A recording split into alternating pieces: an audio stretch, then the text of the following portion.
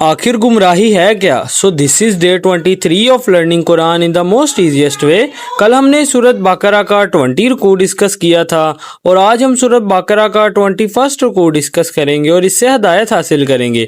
So make sure you follow guys and repost all the series of Quran. ए लोगो, जमीन में जो कुछ हलाल और पाक है उसे खाओ और शैतान के नक्शे कदम की पैरवी ना करो, यकीनन वो तुम्हारा खुला दुश्मन है। वो शैतान तो तुम्हें बस बदी और बेहयाई का हुक्म देता है, और इसका क्या, तुम अल्लाह की तरफ वो बातें मंसूब करो जिनके बारे में तुम्हें कोई इल्म नहीं है, और जब इनसे कहा जाता है कि पैरवी करो उसकी जो अल्लाह ने नाजिल किया है, वो जवाब में कहते हैं कि हम तो पैरवी करेंगे उस तरीके की जिस पर हमने अपने आबाओ अजदाद को पाया है। अगरचा इनके बाप दादा ना किसी बात को समझ पाए हों और ना हदायत याफ्ता हुए हों, फिर भी वो अपने बाप दादा ही की पैरवी करते रहेंगे। और इन लोगों की मिसाल जिन्होंने कुफर किया ऐसी है जैसे कोई शख्स ऐसी किसी चीज को पुकारे जो पुकार और आवाज के सिवा कुछ ना समझती हो। वो बहरे भी हैं, वो गूंगे भी हैं और वो अंधे भी हैं, बस वो अकल से काम नहीं लेते।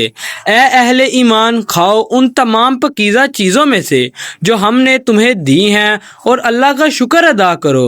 अगर तुम वाक़यातन उसी की इबादत करने वाले हो, उसने तो तुम पर यही हराम किया है मुर्दार और खून और खंजीर का गोश्त, और जिस पर अल्लाह के सिवा किसी का नाम पुकारा गया हो। फिर जो कोई मजबूर हो जाए और वो ख्वाहिशमंद और हद से आगे बढ़ने वाला ना हो तो उस पर कोई गुनाह नहीं। यकीनन अल्लाह बख्शने वाला, रहम करने वाला है। यकीनन वो लोग जो छुपाते हैं उसको जो अल्लाह ने नाजिल किया है किताब में से और फरोख्त करते हैं उसे बहुत हकीरी सी कीमत पर, ये लोग नहीं भर रहे हैं अपने पेटों में मगर आग, और अल्लाह इनसे कलाम नहीं करेगा क़यामत के दिन और ना इन्हें पाक करेगा।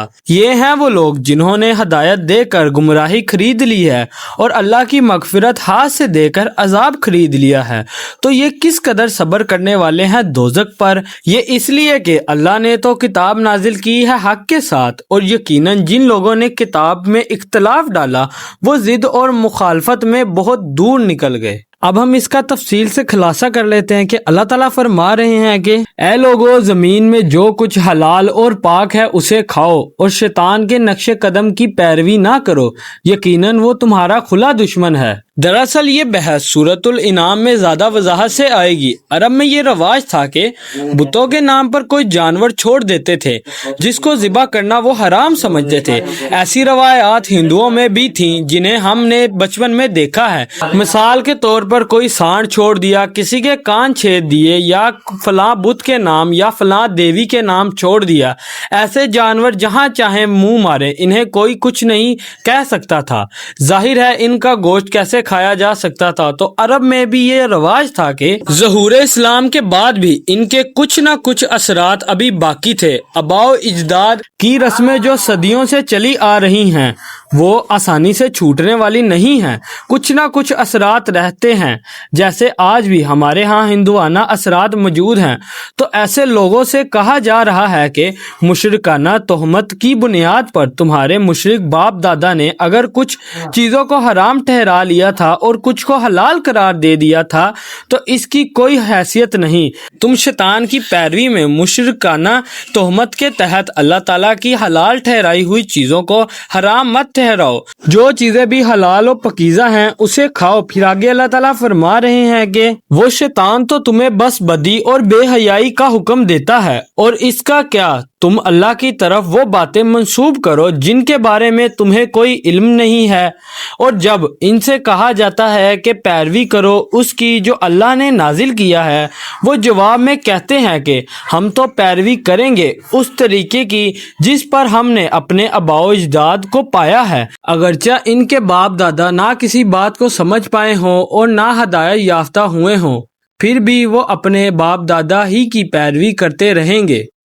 جیسا کہ ہم نے سورت بقرہ کے تیسرے رکوع کی پہلی آیت جہاں نوع انسانی کو خطاب کر کے عبادت رب کی دعوت دی گئی کے ضمن میں وضاحت کی گئی تھی کہ جو لوگ تم سے پہلے گزر چکے ہیں وہ بھی تو مخلوق تھے، جیسے تم مخلوق ہو، جیسے تم سے خطا ہو سکتی ہے ان سے بھی ہوئی، جیسے تم غلطی کر سکتے ہو انہوں نے بھی کی۔ پھر آگے اللہ تعالیٰ فرما رہے ہیں کہ اور ان لوگوں کی مثال جنہوں نے کفر کیا ایسی ہے جیسے کوئی شخص ایسی کسی چیز کو پکارے جو پکار اور آواز کے سوا کچھ نہ سمجھتی ہو۔ جو لوگ محض باپ دادا کی تقلید میں اپنے کفر پر اڑے گئے ہیں، ان کی تشبیہ جانوروں سے دی گئی ہے جنہیں پکارا جائے تو وہ پکارنے والے کی پکار اور آواز تو سنتے ہیں لیکن سوچنے سمجھنے کی صلاحیت سے بالکل عاری ہوتے ہیں۔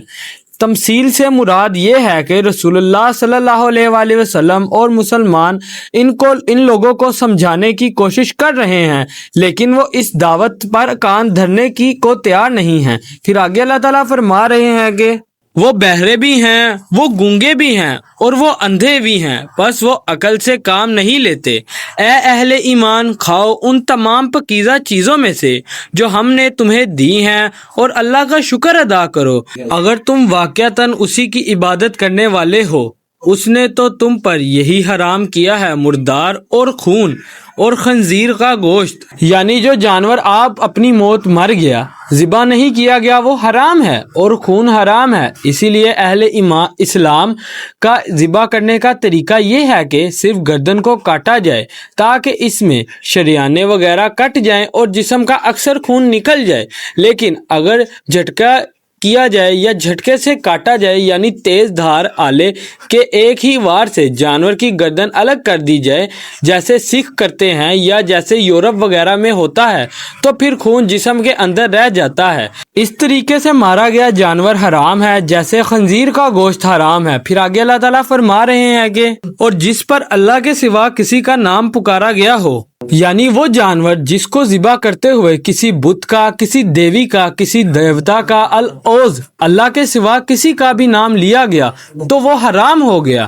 اس کا گوشت کھانا حرام مطلق ہے، لیکن اس کے تبع یہ صورت بھی ہے کہ کسی بزرگ کا قرب حاصل کرنے کے لیے جانور کو اس کے مزار پر لے جا کر وہاں ذبح کیا جائے، اگرچہ دعویٰ یہ ہو کہ صاحب مزار کے ایصال ثواب کی خاطر اللہ تعالیٰ کے لیے ذبح کیا جا رہا ہے، اس لیے کہ ایصال ثواب کی خاطر تو یہ عمل گھر پہ بھی کیا جا سکتا ہے۔ پھر آگے اللہ تعالیٰ فرما رہے ہیں کہ پھر جو کوئی مجبور ہو جائے اور وہ خواہش مند اور حد سے آگے بڑھنے والا نہ ہو تو اس پر کوئی گناہ نہیں۔ اگر کوئی شخص بھوک سے مجبور ہو گیا، جان نکل رہی ہے اور کوئی شے کھانے کو نہیں ہے تو وہ جان بچانے کے لیے حرام کردہ چیز بھی کھا سکتا ہے، لیکن اس کے لیے دو شرطیں عائد کی گئی ہیں کہ ایک تو وہ اس حرام کی طرف راغبت اور میلان نہ رکھتا ہو اور دوسری یہ کہ جان بچانے کے لیے جو ناگزیر مقدار ہے اس سے آگے نہ بڑھے۔ ان دو شرطوں کے ساتھ جان بچانے کے لیے حرام چیز بھی کھائی جا سکتی ہے۔ پھر آگے اللہ تعالیٰ فرما رہے ہیں کہ یقیناً اللہ بخشنے والا رحم کرنے والا ہے۔ یقیناً وہ لوگ جو چھپاتے ہیں اس کو جو اللہ نے نازل کیا ہے کتاب میں سے اور فروخت کرتے ہیں اسے بہت حقیری سی قیمت پر، یہ لوگ نہیں بھر رہے ہیں اپنے پیٹوں میں مگر آگ، اور اللہ ان سے کلام نہیں کرے گا قیامت کے دن اور نہ انہیں پاک کرے گا، اور ان کے لیے دردناک عذاب ہے۔ یہ ہیں وہ لوگ جنہوں نے ہدایت دے کر گمراہی خرید لی ہے اور اللہ کی مغفرت ہاتھ سے دے کر عذاب خرید لیا ہے، تو یہ کس قدر صبر کرنے والے ہیں دوزخ پر، یعنی ان کو کتنا حوصلہ ہے کہ جہنم کا عذاب برداشت کرنے کے لیے تیار ہیں، اس کے لیے کس طرح تیاری کر رہے ہیں۔ پھر آگے اللہ تعالیٰ فرما رہے ہیں کہ یہ اس لیے کہ اللہ نے تو کتاب نازل کی ہے حق کے ساتھ، اور یقیناً جن لوگوں نے کتاب میں اختلاف ڈالا وہ ضد اور مخالفت میں بہت دور نکل گئے۔ یہ تھا سورت بقرہ کا 21 رکوع۔ کل ہم سورت بقرہ کا 22 رکوع ڈسکس کریں گے اور اس سے ہدایت حاصل کریں گے۔ So make sure you follow guys and repost all the series of Quran. جزاک اللہ خیر۔